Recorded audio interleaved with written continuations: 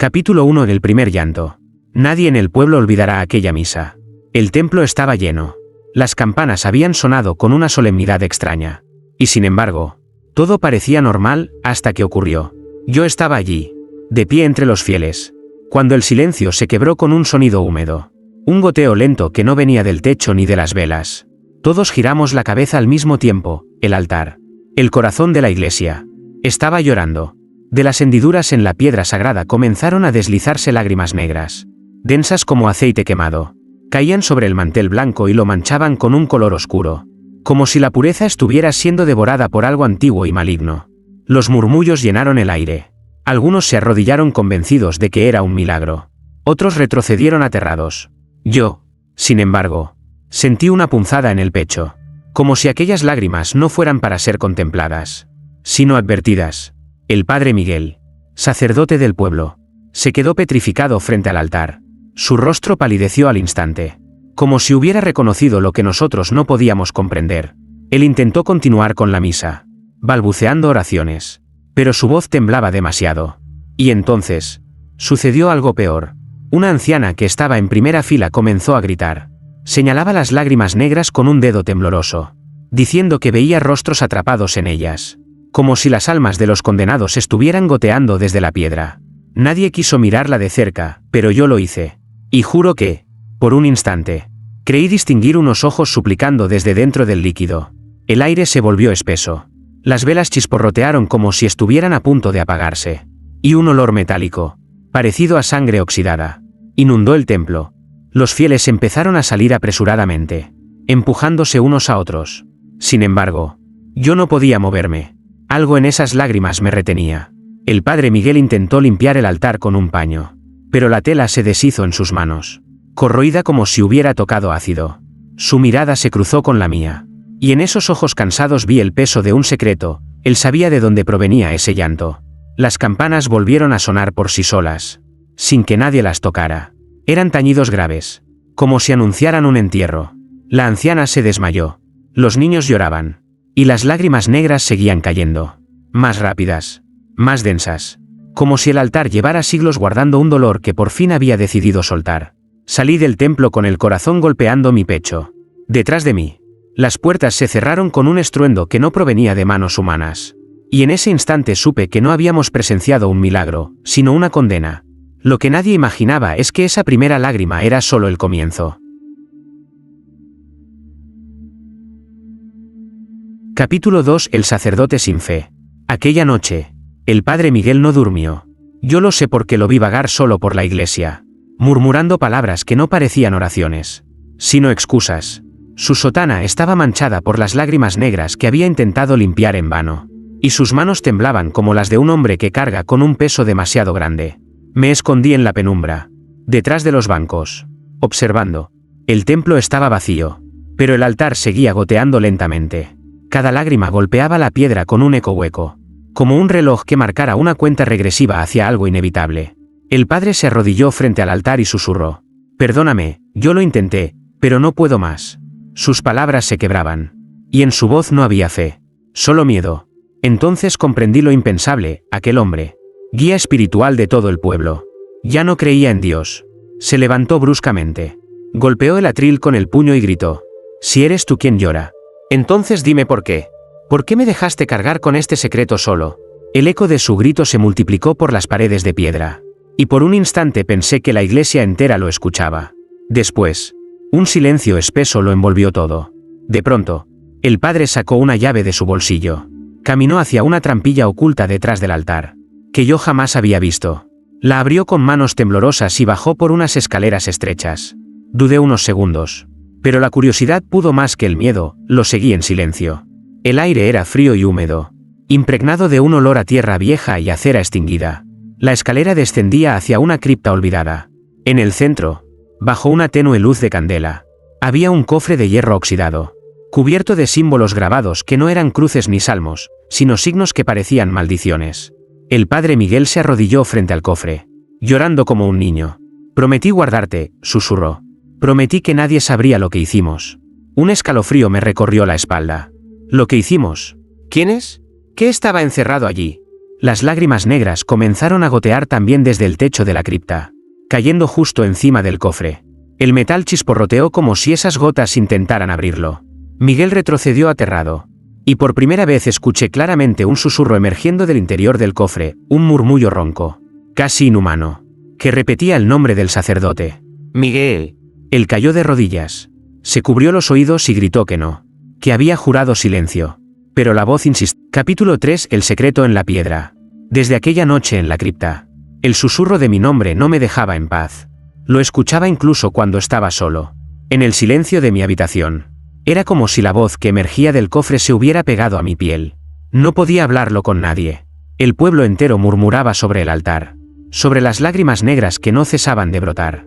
Algunos decían que era un castigo divino, otros que se trataba de una señal del fin de los tiempos. Pero nadie sabía lo que yo había visto bajo el altar, ni el secreto que el padre Miguel ocultaba. Al tercer día, me atreví a regresar a la iglesia. Quería comprobar si lo que había vivido no era fruto de un delirio. El templo estaba vacío, con las puertas apenas entreabiertas. La luz del mediodía se filtraba tímida entre los vitrales. Pero el altar seguía llorando, lento y constante, como si la piedra misma respirara. Me acerqué con cautela.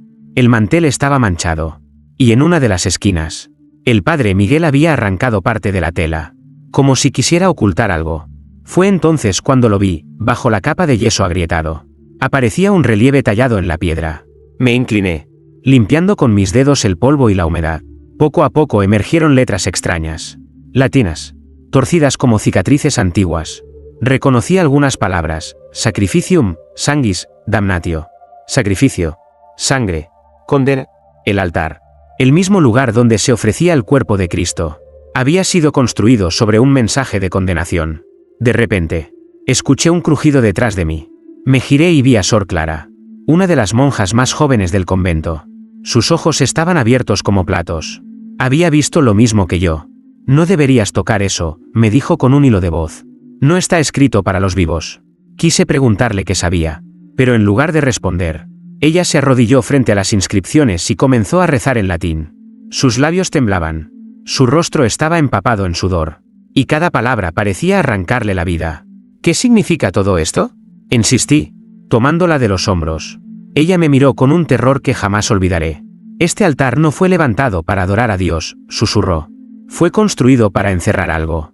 Antes de que pudiera preguntarle más, una lágrima negra cayó directamente sobre las letras talladas. La piedra chisporroteó y, como si respondiera a la gota, las inscripciones comenzaron a expandirse, revelando nuevas frases que no estaban allí antes. Una línea apareció con nitidez escalofriante. El llanto cesará cuando el último inocente se ofrezca. El aire se volvió helado. Sor Clara se persignó, pero su voz se quebró. Y en ese instante, las campanas de la torre comenzaron a sonar solas, anunciando algo que nadie había convocado. Yo lo entendí tarde, no era un llamado a misa. Era un aviso de que el altar había despertado del todo. Capítulo 4. Los fieles que desaparecen.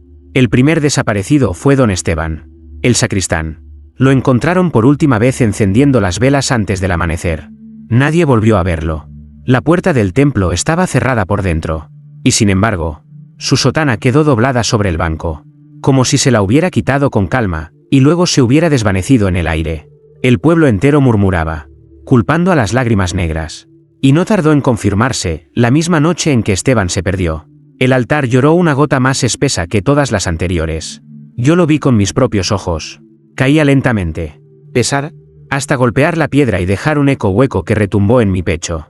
Fue entonces cuando comprendí, cada lágrima equivalía a una vida. Al día siguiente, fue Marta, la panadera.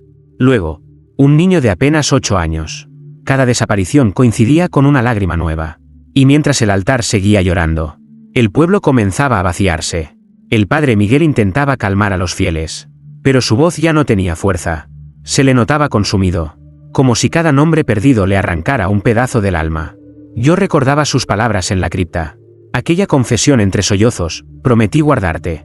Ahora entendía, él había sabido desde el principio que el altar se alimentaba de nosotros. Una noche, las campanas sonaron de nuevo por sí solas. Los pocos que quedábamos corrimos al templo. Allí estaba Sor Clara, de rodillas frente al altar, con los ojos en blanco y la boca murmurando en latín, como si alguien hablara a través de ella. Sanguis, sacrificium, lumen extinguitur, repetía sin descanso. El padre Miguel la sacudió con desesperación.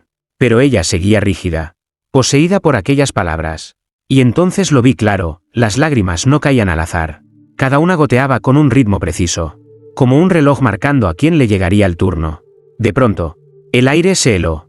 Una lágrima se desprendió del altar y cayó con un estrépito sobre el suelo. Todos la seguimos con la mirada, hasta que escuchamos un grito afuera. En la plaza, corrimos y vimos a una joven madre llorando. Su hijo pequeño había desaparecido de sus brazos como si nunca hubiera existido. El padre Miguel cayó de rodillas, susurrando. Ya empezó, no podremos detenerlo. Yo quise levantarlo, exigirle respuestas. Pero entonces algo imposible ocurrió, la sombra del altar se alargó por el suelo del templo y, como una mancha viva, comenzó a extenderse hacia nosotros. Me quedé paralizado. Comprendí que no solo lloraba, estaba cazando.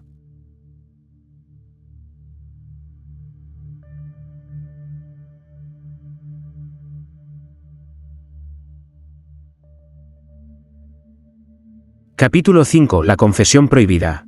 La iglesia estaba casi vacía. El miedo había hecho que muchos huyeran del pueblo. Y los pocos que quedaban solo entraban para rezar a escondidas, temiendo más al altar que al infierno mismo. Fue en ese silencio sofocado cuando ocurrió la confesión.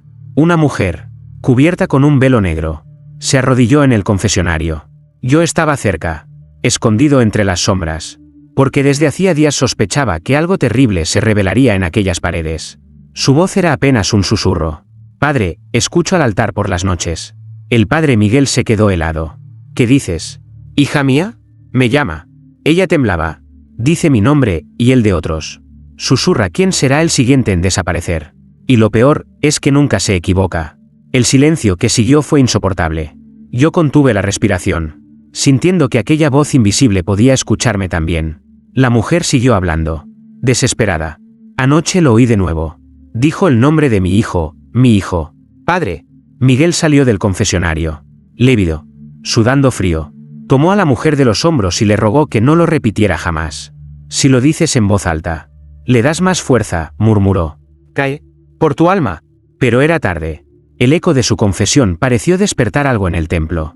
Las velas se apagaron todas a la vez, y de la nada resonó un murmullo profundo, como un coro de lamentos subterráneos. El altar comenzó a llorar de nuevo. Pero esta vez las lágrimas no cayeron hacia abajo, sino que se suspendieron en el aire, flotando como gotas negras atrapadas en la penumbra. Y entonces, una de esas gotas se movió lentamente hasta posarse sobre el velo de la mujer. Ella gritó y trató de arrancárselo, pero la tela se deshizo en ceniza. Su piel quedó marcada con un símbolo oscuro, como si una mano invisible la hubiera sellado. El padre Miguel se arrodilló y rezó en voz alta. Pero sus palabras eran ahogadas por un murmullo cada vez más claro que se extendía por todo el templo. Era el altar, hablando. Y lo que dijo heló mi sangre. Uno de ustedes no saldrá vivo de esta iglesia. La mujer cayó desmayada en brazos del sacerdote. Yo, aterrado, miré hacia el altar y creí ver un rostro formarse en las lágrimas suspendidas, un rostro que parecía sonreír. En ese instante, escuchamos un golpe seco en la puerta principal del templo. Como si alguien, o algo, hubiera cerrado con llave desde fuera. Estábamos atrapados.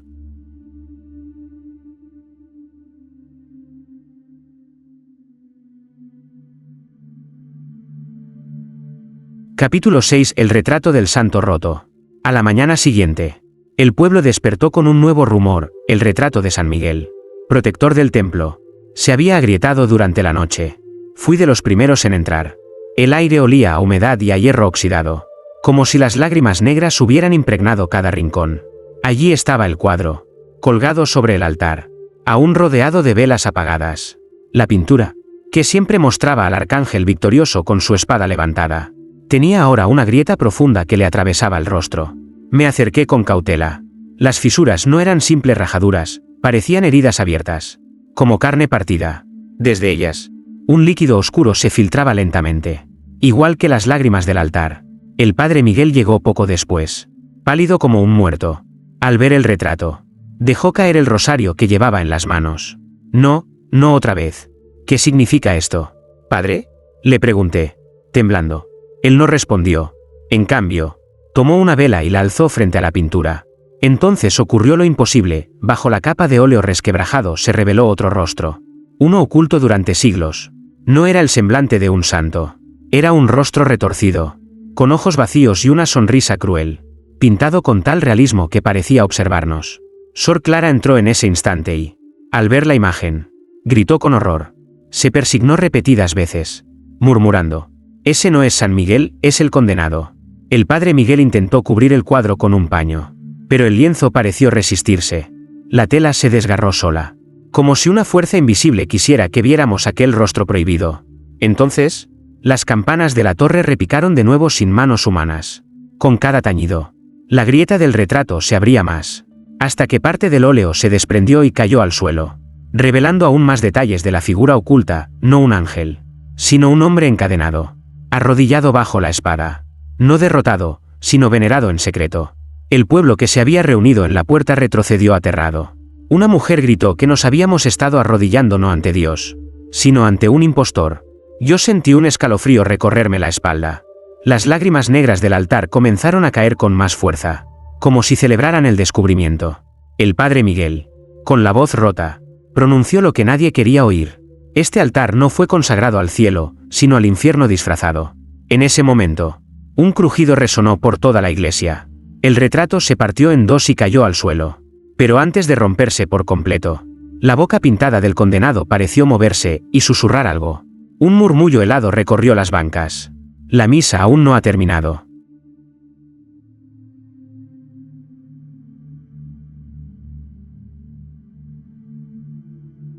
Capítulo 7. La misa de medianoche. Las campanas sonaron a medianoche, aunque nadie las había tocado. El eco retumbó en todo el pueblo, despertando a los pocos que aún se atrevían a dormir. Yo mismo salté de la cama con el corazón en un puño, convencido de que aquello era un llamado que no podíamos ignorar. Al llegar a la iglesia, descubrí que no era el único. Decenas de fieles se habían reunido, algunos temblando, otros rezando en voz baja.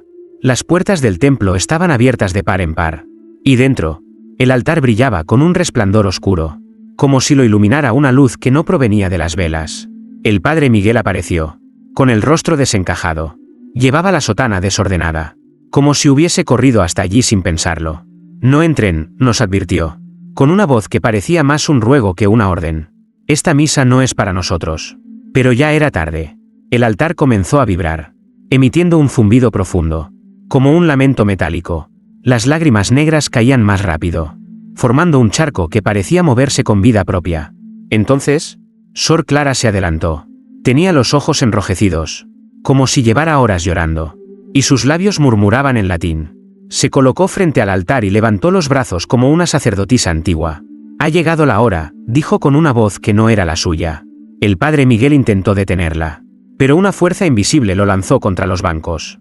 Yo corrí hacia él, pero sentí la misma presión en el aire, como si las paredes del templo respiraran. Las campanas volvieron a sonar, cada tañido más grave que el anterior, hasta que el techo entero vibraba. Y entonces ocurrió: el mantel del altar se desgarró solo, y de la piedra emergieron grietas luminosas. No era luz santa, era un resplandor rojo, ardiente, como el de un corazón palpitando bajo tierra. Los fieles comenzaron a gritar, algunos huyendo hacia la puerta, pero ésta se cerró de golpe, sellándonos adentro. Sor Clara levantó la voz. «El sacrificio ha comenzado». El charco de lágrimas negras se agitó como un mar embravecido, y en su superficie aparecieron rostros retorcidos, los mismos de aquellos que habían desaparecido. Extendían sus bocas abiertas, gimiendo sin sonido, atrapados en aquella oscuridad líquida. El padre Miguel, sangrando en la frente, se arrastró hasta el altar y gritó: «No, prometí que nunca volvería». Pero nadie lo escuchaba ya. La misa había empezado, y no la dirigía un hombre, sino el propio altar. El suelo tembló. Una de las grietas del altar se abrió aún más, y de su interior surgió una mano oscura, huesuda, goteando aquel líquido negro.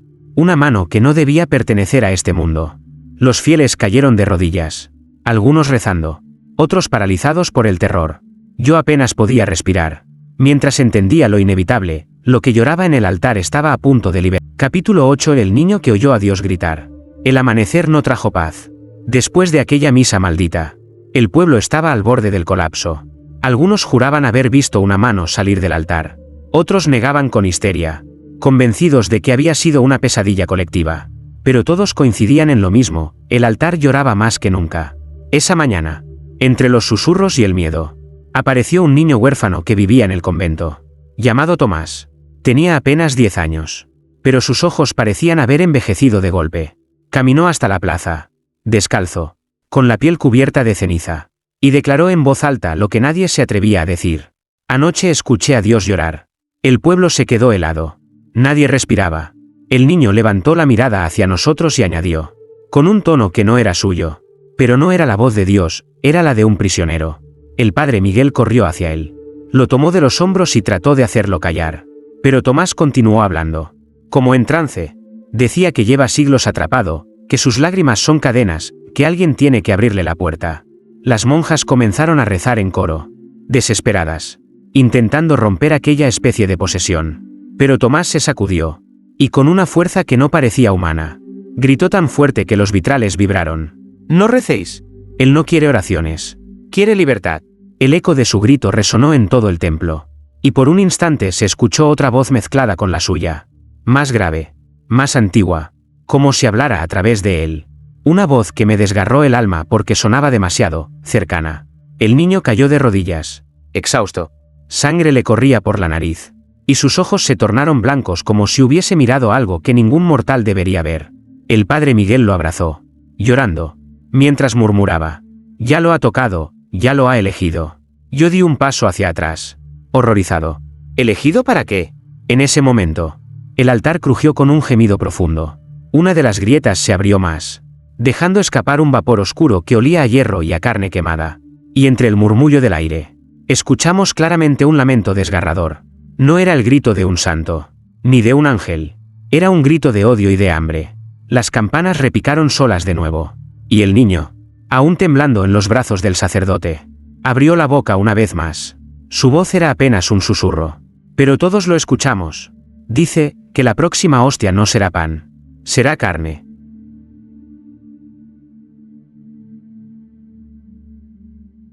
Capítulo 9. La hostia ennegrecida. El domingo siguiente, pese al terror que dominaba al pueblo, algunos fieles se reunieron para la misa. La costumbre, la desesperación o la simple esperanza los llevó hasta la iglesia. El padre Miguel intentó disuadirlos, pero ellos insistieron: si no rezamos, estamos perdidos. Yo estaba allí, escondido entre los últimos bancos, observando cómo el sacerdote temblaba al preparar el altar. Las lágrimas negras seguían cayendo, lentas y constantes, manchando la piedra y el mantel. Nadie decía nada, pero todos lo miraban con miedo. Llegó el momento de la consagración. El padre Miguel levantó la patena con las hostias, murmurando las palabras sagradas. Sus manos sudaban, y la voz se le quebraba. Cuando colocó la primera hostia sobre el corporal, ocurrió lo impensable. La hostia comenzó a ennegrecerse lentamente, como si el carbón la consumiera desde dentro. El blanco puro se volvió gris, luego negro, hasta desprender un humo fino que olía a carne quemada. Un murmullo de horror recorrió a los fieles. Una mujer gritó que aquello era obra del demonio, y otros retrocedieron hacia la puerta. Pero no podían salir, la entrada se cerró de golpe. Igual que en la misa de medianoche, el padre Miguel, desesperado, intentó esconder la hostia, pero ya era tarde. Las demás en la patena empezaron a ennegrecer también, una por una, como si todas estuvieran infectadas por la misma condena. El cáliz vibró en sus manos, y el vino se tornó oscuro, espeso, idéntico a las lágrimas del altar. Sor Clara, de pie junto a él, comenzó a llorar, murmurando: no es pan, es carne. No es vino, es sangre condenada. Entonces, el altar respondió. Un crujido resonó desde sus entrañas, y las grietas brillaron de rojo ardiente. El charco de lágrimas en el suelo se agitó, proyectando reflejos en las paredes como si fueran sombras danzantes.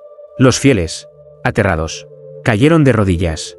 Pero lo más espantoso fue lo que vino después. Algunos, dominados por una fuerza invisible, comenzaron a arrastrarse hacia el altar, como si la hostia ennegrecida los atrajera.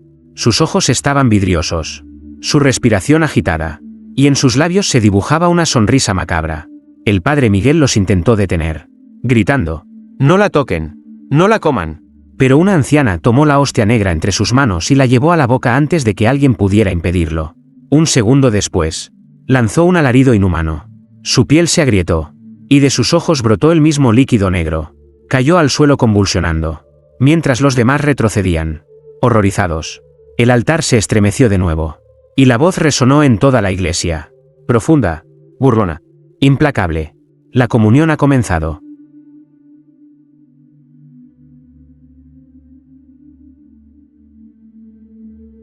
Capítulo 10. Los pecados revelados. La iglesia estaba en silencio después del horror de la hostia ennegrecida. El cuerpo de la anciana aún yacía en el suelo, rígido, con los ojos vacíos y negros como carbón. Nadie se atrevía a acercarse. El padre Miguel lloraba en silencio, y Sor Clara rezaba con la voz rota, como si cada palabra fuera un hilo que estuviera a punto de cortarse. Yo me mantenía oculto en las sombras, pero sentía que algo nuevo comenzaba. El altar no lloraba como antes. Ahora las gotas caían con lentitud ritual, cada una más pesada, más espesa, como si quisiera mostrarnos algo. Me acerqué, atraído por una fuerza imposible de resistir. Y entonces lo vi, en el charco de lágrimas negras del suelo. Había un reflejo que no era mío. Al principio creí que era un error de la luz, pero pronto entendí lo que estaba viendo. Era mi propio rostro, deformado, con la marca de un pecado que creía enterrado. Retrocedí aterrado, pero el reflejo me siguió, como si el líquido me espiara desde abajo. Los demás comenzaron a gritar, uno por uno. Los fieles veían lo mismo. Un hombre respetado en el pueblo vio reflejada la cara de una mujer que no era su esposa, y cayó de rodillas suplicando perdón. Una madre vio la imagen de su propio hijo ahogándose en el río que nunca intentó salvar. Y Sor Clara, ella se cubrió los ojos con las manos, gritando que no podía soportarlo. Las lágrimas negras revelaban los pecados ocultos, las verdades que cada uno había intentado sepultar. Nadie escapaba. El padre Miguel se acercó tambaleando, mirando su propio reflejo en el altar. Sus labios temblaban, y sus ojos se llenaron de un terror indescriptible. No escuché lo que vio, pero su grito fue tan desgarrador que heló la sangre de todos. Cayó al suelo, murmurando, no, no otra vez. El líquido se agitaba como un espejo vivo, devorando los secretos de cada alma. Y entonces ocurrió lo peor, los reflejos comenzaron a moverse por sí mismos, independientes, sonriendo con malicia mientras los originales lloraban de miedo. Uno de esos reflejos extendió una mano desde el charco, emergiendo como si quisiera salir al mundo. Una mano hecha de sombra líquida, que se aferró al tobillo de un joven arrodillado. El chico gritó, pero fue arrastrado hacia abajo.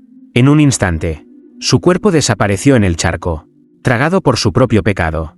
El altar tembló y la voz volvió a resonar. Burlona, implacable, he aquí la verdad que tanto ocultáis. Los fieles corrían hacia la puerta, golpeándola con desesperación. Capítulo 11. El pacto olvidado. El pueblo entero estaba al borde de la locura, después de que los reflejos cobraran vida y uno de los jóvenes fuera tragado por el charco. Nadie volvió a entrar en la iglesia. Las campanas permanecían mudas, pero el altar seguía llorando en la oscuridad, como un corazón que no dejaba de palpitar. Esa noche, el padre Miguel me buscó en secreto. Tenía el rostro envejecido, la piel cenicienta, y en sus ojos brillaba la derrota de un hombre que ya no podía sostener su fe. Ven conmigo, me dijo. Ha llegado el momento de saber la verdad. Me llevó a la sacristía, donde escondía una llave de hierro oxidado. Con ella abrió un arcón cubierto de polvo. Dentro había un manuscrito amarillento, escrito en latín y castellano antiguo. El título rezaba, El pacto olvidado. Con manos temblorosas, me mostró los primeros párrafos. La iglesia, y el altar mismo, no habían sido construidos como símbolo de fe, sino como prisión. Según el documento, bajo las piedras reposaba el cuerpo de un hombre ejecutado siglos atrás, un hereje que había blasfemado contra la iglesia, pero cuya maldición fue tan poderosa que ni la hoguera pudo destruirlo. Juramos, dijo Miguel con la voz quebrada. Juramos encadenar su alma bajo estas paredes. Los fundadores del convento sellaron el pacto con sangre, sangre de inocentes. Sentí un escalofrío. Todo encajaba, los susurros, las lágrimas negras, los reflejos condenados. El altar no lloraba por compasión, sino por rabia, porque su prisionero seguía vivo, atrapado, esperando ser liberado. Pasé las páginas, y cada una era peor que la anterior. Mientras las lágrimas fluyan, la prisión resiste. Si cesan, el hereje caminará otra vez. Otro pasaje revelaba algo aún más oscuro, para mantener las cadenas. Cada generación debe ofrecer un sacrificio que no conozca pecado. Un inocente, murmuré con la voz cortada. El padre Miguel asintió, y lágrimas reales rodaron por sus mejillas. Yo lo supe siempre. El pacto nunca se rompió, pero yo fallé. No quise continuar con el sacrificio. Y ahora el hereje exige lo que le fue negado. En ese momento, un estruendo sacudió la iglesia. Corrimos hacia la nave principal y lo vimos. El altar se había abierto un poco más, dejando escapar un resplandor rojizo como brasas vivas. El charco de lágrimas hervía, y una sombra se alzaba lentamente, proyectada en el techo. El padre Miguel cayó de rodillas, sujetando el manuscrito contra su pecho. «Perdóname, Señor, no hay salvación sin la última ofrenda». Y entonces, como si el propio infierno respondiera, la voz emergió de las grietas. Profunda, vibrante, burlona. «Ya tengo al inocente».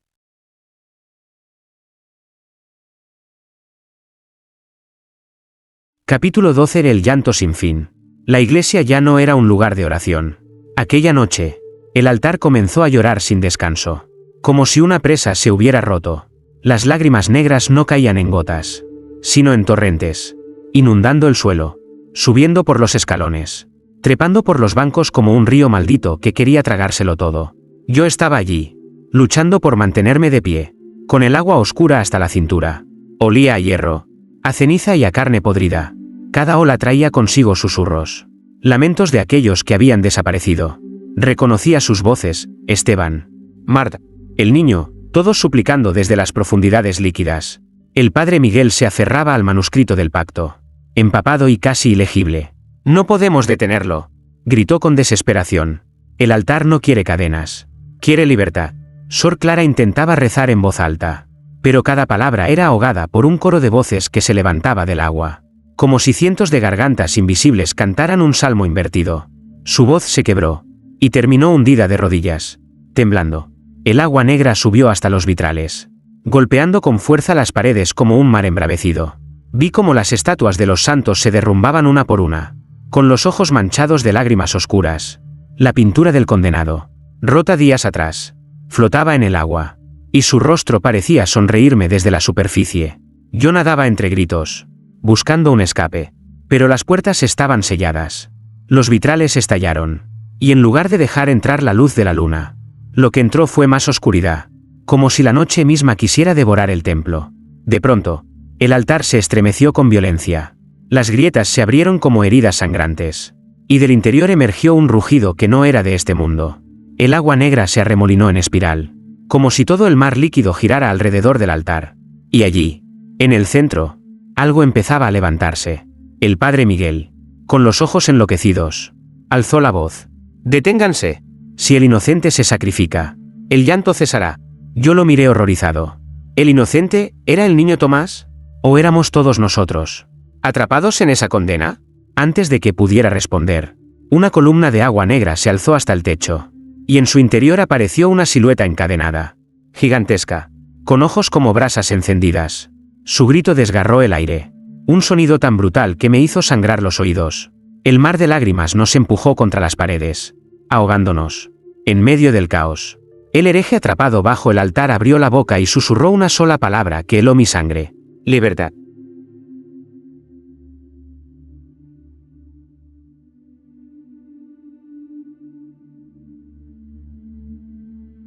Capítulo 13. El último sacrificio. El agua negra casi nos había tragado por completo. El templo ya no era un lugar santo, sino una prisión inundada por lamentos. Entre las olas oscuras, las voces de los desaparecidos nos rodeaban, llamándonos por nombre, suplicando unirnos a ellos. El padre Miguel, empapado y con el manuscrito pegado al pecho, levantó la voz en medio del caos. «Solo un sacrificio puede detenerlo. Un inocente debe ser entregado».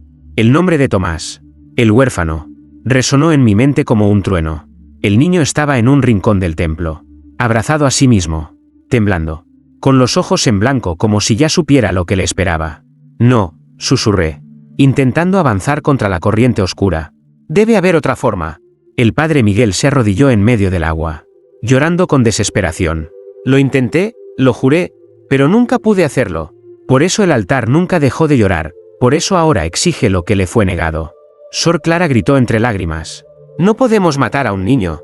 Eso no es voluntad de Dios». Pero el altar respondió. Un rugido profundo sacudió las paredes, y las cadenas de la figura encadenada comenzaron a romperse una a una. Con cada eslabón que caía, el agua negra subía más, devorando los últimos resquicios de aire. El padre Miguel, con el rostro desfigurado por la culpa, Se lanzó hacia Tomás. El niño gritó. Y yo corrí detrás de ellos. Luchábamos contra la corriente. Pero el sacerdote lo sostuvo entre sus brazos como si lo llevara al sacrificio. Perdóname, hijo, clamó Miguel, con la voz rota. Tú eres la llave. El altar brilló con un resplandor rojo, exigiendo la ofrenda. El charco bajo sus pies se abrió como una boca, esperando devorar la pureza que necesitaba. Yo alcancé al sacerdote y forcejeé con él, gritando que no lo hiciera. El niño lloraba, pidiendo ayuda, mientras la sombra encadenada se alzaba detrás de nosotros con ojos encendidos de hambre. De repente, Miguel levantó un cuchillo ceremonial que había sacado de la sacristía. Lo sostuvo con manos temblorosas, apuntando al corazón del niño. El tiempo pareció detenerse.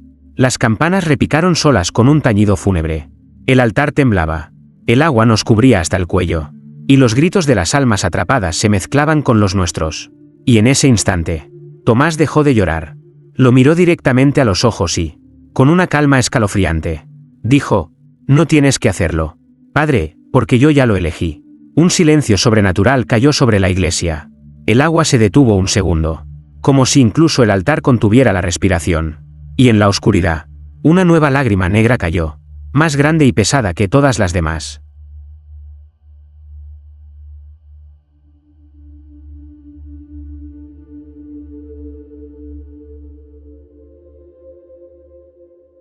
Capítulo 14. La rebelión del altar. El grito de Tomás aún resonaba en mis oídos cuando el altar se partió en dos. No fue un simple crujido, fue como si la tierra misma se desgarrara desde las entrañas del templo. Las piedras temblaron. Los vitrales estallaron en 1000 pedazos. Y del corazón del altar surgió una oleada de sombra líquida que lo cubrió todo. De las grietas brotaron manos negras, alargadas, retorcidas, goteando aquel líquido espeso que ya no eran lágrimas, eran garras ansiosas, extendiéndose hacia los fieles que quedaban atrapados dentro. Una de esas manos alcanzó a un hombre que siempre había jurado ser devoto. Y en un segundo su reflejo pecador emergió desde el charco, arrastrándolo hacia abajo. El grito se cortó de golpe, reemplazado por un silencio sepulcral. «Se lleva a los mentirosos», gimió Sor Clara, cubriéndose el rostro. «El altar reclama las almas que nunca fueron puras». El padre Miguel sostenía todavía el cuchillo ceremonial, con los ojos vidriosos. Entre sollozos, gritaba: «No es castigo, es juicio. El altar juzga a cada uno de nosotros». Las manos se multiplicaban, reptando por las paredes, arrancando crucifijos, tumbando imágenes sagradas. Las estatuas de santos fueron derribadas y arrastradas al fondo del charco, como si la fe misma fuera devorada por la oscuridad. Yo intentaba escapar, pero las sombras me cercaban. Sentí una garra rozar mi tobillo. Al mirar hacia abajo, vi mi propio reflejo en el agua, con una sonrisa torcida, intentando jalarme hacia él. Con todas mis fuerzas logré soltarme, pero comprendí que el altar no se detendría hasta que cada mentira fuera arrancada. Tomás, en medio de la inundación oscura, permanecía extrañamente sereno. Sus ojos brillaban con un resplandor pálido, y su voz, aunque suave, retumbó por todo el templo. Él no quiere solo inocentes, quiere la verdad. Las campanas repicaron con un ritmo frenético, como si anunciaran el fin del mundo. Las paredes se resquebrajaron, dejando caer polvo y piedra. El altar, ya irreconocible, se alzó como una criatura viva, con decenas de manos extendidas y un rostro formado de sombras llorando eternamente. El padre Miguel, desesperado, levantó el cuchillo contra sí mismo. «Si es mi vida la que reclama, la entregaré», gritó. Pero antes de que pudiera hundir la hoja, una docena de manos negras lo atraparon y lo arrastraron hacia el altar. Sus gritos fueron absorbidos en la oscuridad, dejando tras de sí solo el eco de su condena. El suelo se abrió bajo nuestros pies. Yo intenté alcanzar a Tomás. Pero, capítulo 15. El silencio después del llanto, epílogo. Cuando abrí los ojos, el pueblo ya no existía. O al menos, no como antes. Las casas estaban vacías, las calles desiertas, y el aire impregnado con ese olor a hierro y ceniza que nunca se iba. Caminé entre las ruinas, con los pies hundiéndose en un barro oscuro, restos de las lágrimas que lo habían cubierto todo. La iglesia, en lo alto de la colina, seguía en pie, pero ya no lloraba. El altar, que había sido el corazón palpitante del terror, se mostraba seco, como una piedra muerta. Un silencio absoluto reinaba en su interior, tan profundo que me hacía doler los oídos. Pensé que todo había terminado, que el sacrificio de tantas almas había sellado de nuevo la prisión. Pero al acercarme al altar descubrí algo que me heló la sangre. Tomás estaba allí, de pie, con los ojos cerrados, como si durmiera. Su piel estaba pálida, casi traslúcida, y en su pecho brillaba una marca oscura en forma de lágrima. Lo llamé, pero no respondió. Entonces sus labios se movieron. Apenas un murmullo. El llanto no cesa, solo descansa. Retrocedí, incapaz de respirar. En ese instante comprendí la verdad, el sacrificio no había terminado. Solo había cambiado de guardián. Tomás no fue devorado. Tomás se convirtió en el nuevo sello. El altar parecía dormido, pero en sus grietas aún quedaban restos de aquel líquido espeso, como sangre coagulada. Toqué la piedra con la punta de mis dedos, y un escalofrío me recorrió el cuerpo. Sentí cientos de voces susurrando desde dentro, como si cada alma sacrificada permaneciera atrapada en su interior. De pronto, las campanas repicaron una última vez. Un tañido único, profundo, que retumbó por todo el valle. No había nadie para tocarlas. No había nadie para escucharlas. Solo yo. Me arrodillé, derrotado, entendiendo que el pueblo nunca volvería a ser el mismo. El silencio no era paz. El silencio era amenaza. El silencio era la respiración contenida de algo que esperaba su momento. Al salir del templo, volví la vista atrás.